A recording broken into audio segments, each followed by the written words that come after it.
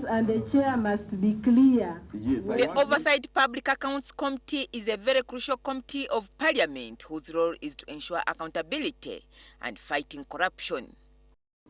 It's okay. We will recommend that you pay. In their course of work, they have exposed a number of corrupt ministers, permanent secretaries, and other technocrats. Now the chairperson of this committee, Alice Alaso, is blaming the loss of her parliamentary seat on permanent secretaries whom she says invested money to dislodge her. It is easier to shout at a permanent secretary and not write a report about him. Nobody will target you. You can, after it, then that's okay. It was for PR, it was for the media. But if you pursue a permanent secretary and you write a negative report about you and they descend on you, those corrupt permanent secretaries, then that speaks volumes. The Sierra-Leonean member of parliament told NTV in an exclusive interview that many of the MPs on the committee have lost their seats because of standing their ground to expose corruption in government. This is how my colleagues were, kind of rooted out. I think that members will have to really fortify themselves when they choose to become members of the Public Accounts Committee. Alaso's predecessor, Wadri Kasiano of Terego County, shares the same concerns. He also says the high rate of attrition of members of the committee is the handwork of exposed corrupt officials. They make sure they pour a lot of money to your opponents and to all institutions and agencies to fight you politically in your constituency so that you don't make a comeback. Have you faced this? I have faced this. And at first I used to think that it was just a hearsay. This watchdog committee has a total number of 30 MPs, but only about 7 of them will return in the 10th Parliament.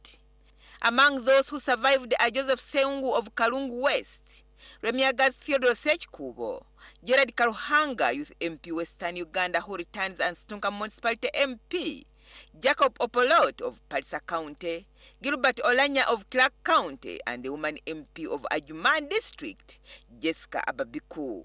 Those who lost are Alice Alaso, the committee chairperson, and her vice Paulo Mwiru of Jinja East Municipality, Emmanuel Dombo of Bunyole County, Yona Musinguzi of Ntungamo Municipality, Ibanda District woman MP Margaret Kibojana, among others. By the way, Public Accounts has a very bad record in this parliament. We had a very diligent deputy, I think, the Honorable Duman. They descended on him in his constituency. He never made it, but he was easily the brightest fellow Public Accounts Committee had ever seen. They descended on him. They descended on Honorable Wadri. I am not visible. Honorable Mwiru is fighting for his neck. You stand for the truth, to expose the rot in this government. You pay for it dearly, the way I've paid for it. But that is not going to be the end. I will continue to remain loud-mouthed as far as issues of corruption in this regime is concerned. Wadri says PAC MPs should know that they are stepping on the toes of some corrupt government ministers, big businessmen and women who allegedly benefit from shoddy deals and financial mismanagement. Wadri Kasiano and Alice Alaso, who have chaired this committee in this 9th Parliament, say they have paid the price because of rejecting bribes. They came here. I don't know how many times they sent people here.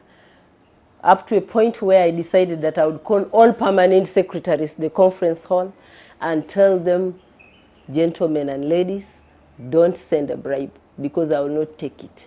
I will still write a report about you as it is. I think I made it very clear that there was even a time when one of my colleagues, member of parliament, was sent to me with a brown envelope. And I told this honorable colleague, I said, I've known you for quite a long time. Please get out of my office before I call police to lift you.